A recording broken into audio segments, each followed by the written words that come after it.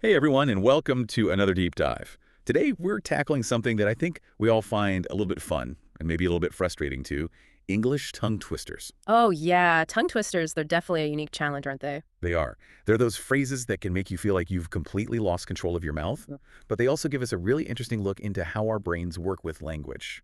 That's so true. We usually don't think too much about how we're forming words and sounds when we speak, but tongue twisters really bring that whole process to the surface, don't they? They do, and that's exactly what we're going to be diving into today.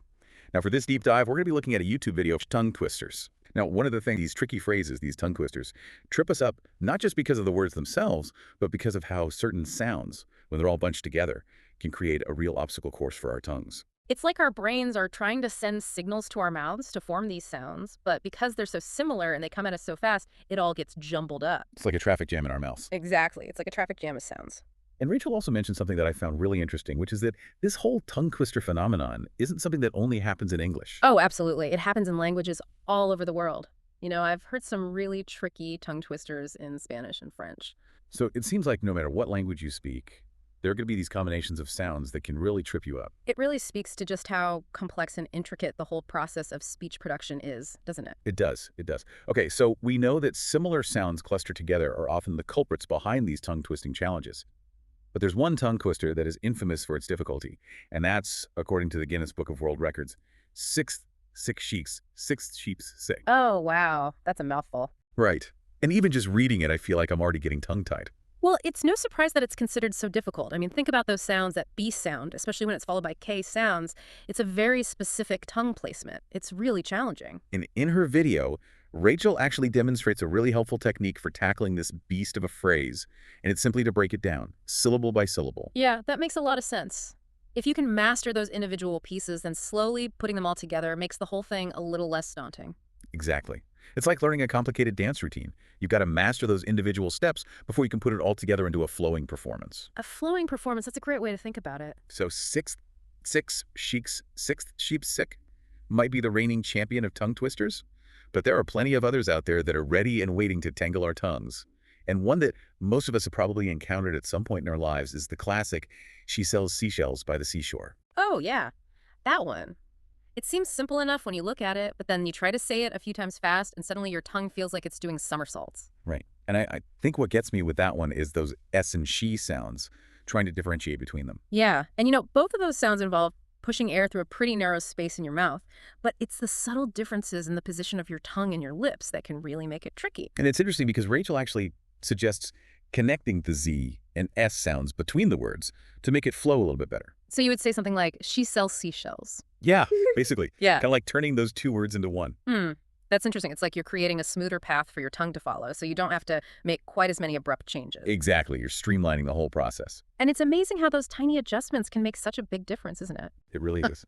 Now let's switch gears a bit and talk about a tongue twister that I know a lot of non-native English speakers find particularly challenging, and that's, "I wish to wash my Irish wristwatch." Ah, yes, that one. And I can see why that R sound, that can be really tricky, especially if your native language doesn't have a similar sound. It's that rolling R that we Oh. have in English. And to make matters worse, that tongue twister also throws in a bunch of shh and W sounds as well. It's almost like it's designed to keep your tongue guessing.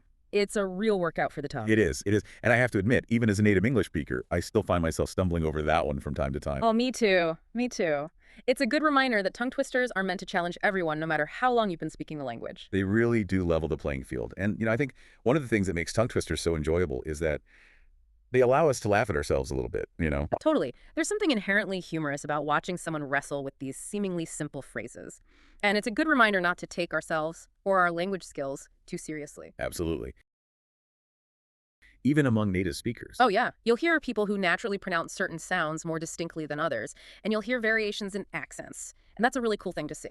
It's a reminder that there isn't just one correct way to speak English. Right. There's this wonderful spectrum of accents and pronunciations that make the language so rich and dynamic. And I think tongue twisters can actually help us appreciate that diversity even more Yeah. because they force us to really pay attention to those subtle differences in pronunciation. It's like they're giving us a magnifying glass to zoom in on all those unique nuances of language. Exactly.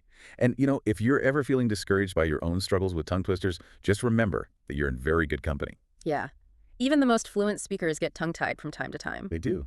And that's okay. It is. It's all part of the fun. It is. It is. It's so interesting to see how even those folks who are super comfortable with English can get tripped up by these tongue twisters. It really is. It makes you realize that language is always a work in progress for all of us. Yeah, it's a journey.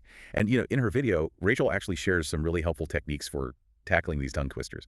And one that really resonated with me was the idea of breaking the phrases down into smaller, more manageable chunks. Oh, yeah, that's a classic strategy. It's like when you're learning a new skill, you don't try to do the whole thing at once. You break it down into smaller steps. Exactly. Like learning a new dance routine, you don't just try to do the whole thing from start to finish right away. You practice those individual steps. Right. And once you get those steps down, then you can start putting them together, Exactly. It's the same with tongue twisters. You break it down, you practice those tricky sound combinations, and then you start building it back up, piece by piece. Like building a house, brick by brick.